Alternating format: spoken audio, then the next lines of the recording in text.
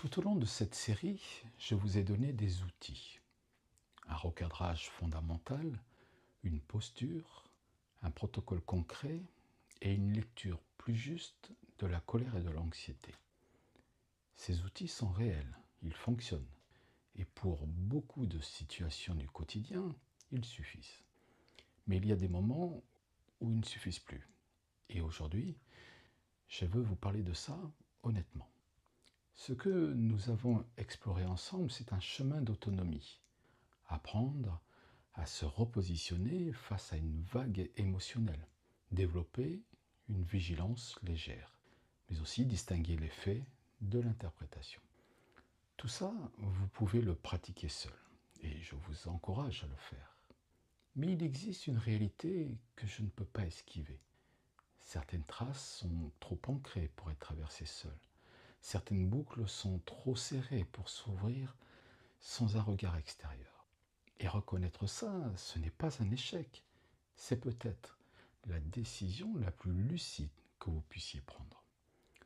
Comment reconnaître que vous avez atteint la limite du travail seul? Il y a quelques signaux que j'observe régulièrement. La boucle qui revient.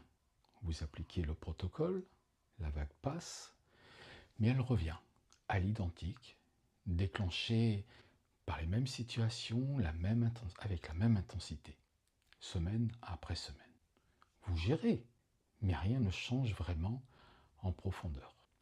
Il y a aussi l'intensité qui dépasse. Certaines vagues sont trop puissantes pour tenir le champ seul. Ce n'est pas une question de volonté, c'est une question de capacité d'accueil.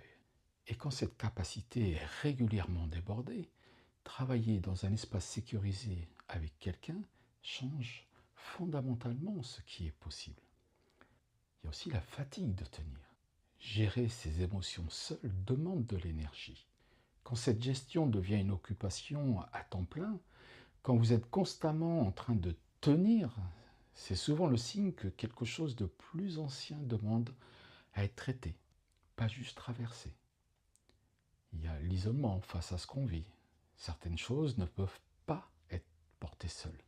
Non pas parce que vous êtes faible, mais parce qu'elles ont besoin d'un espace relationnel pour se déposer, se nommer et commencer à se transformer.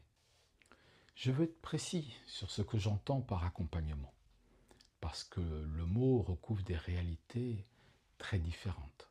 Ce dont je parle, ce n'est pas recevoir des conseils, ce n'est pas qu'on vous dise quoi faire ou quoi penser, ce n'est pas non plus une thérapie au sens classique, où l'on passe des années à explorer son enfance. Ce dont je parle, c'est un espace structuré, sécurisé, avec un regard extérieur formé, dans lequel vous pouvez aller plus loin que ce que vous pouvez aller seul. Concrètement, plusieurs choses deviennent possibles dans cet espace. D'abord, vous pouvez accéder à ce que vous ne voyez pas seul. Nous avons tous des angles morts, des boucles si familières qu'elles sont devenues invisibles.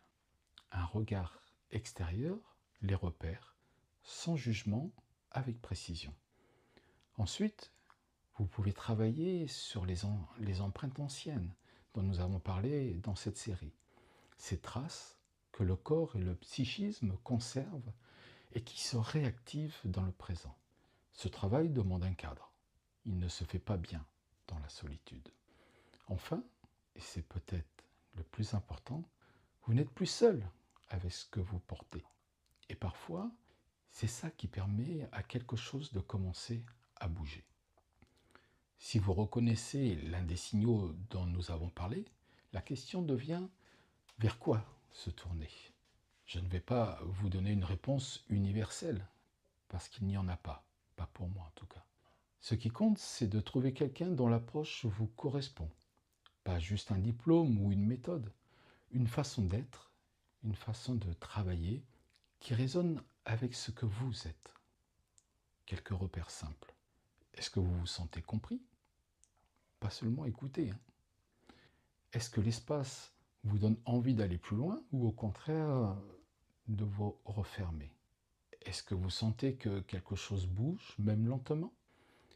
Ce sont de meilleures boussoles que n'importe quel label ou certification. Ce que je propose dans mon travail, c'est précisément cet espace. Un accompagnement qui s'appuie sur ce que nous avons exploré dans cette série. Le retour à soi, le travail sur les empreintes, la distinction entre ce qui se gère et ce qui se traite, avec la profondeur que le format des enregistrements ne peut pas offrir. Si vous sentez que c'est le moment et que ma démarche vous convient, je suis là. Nous voilà au terme de cette série. Nous avons traversé ensemble ce que j'estime être l'essentiel sur la gestion des émotions. Pas de formule, pas des techniques à appliquer mécaniquement. Un changement de regard sur ce qu'est une émotion, sur ce que vous pouvez faire face à elle et sur ce que ça signifie de prendre soin de votre vie intérieure. Ce travail, personne ne peut le faire à votre place, mais vous n'avez pas non plus à le faire seul. Une seule personne sera toujours présente auprès de vous, quoi qu'il advienne, c'est vous. Peut-être n'avez-vous jamais vraiment appris à prendre soin de votre état intérieur, mais il n'est jamais trop tard pour commencer. Alors, souvenez-vous, je ne détourne pas le regard, j'englobe plus et je reprends la main.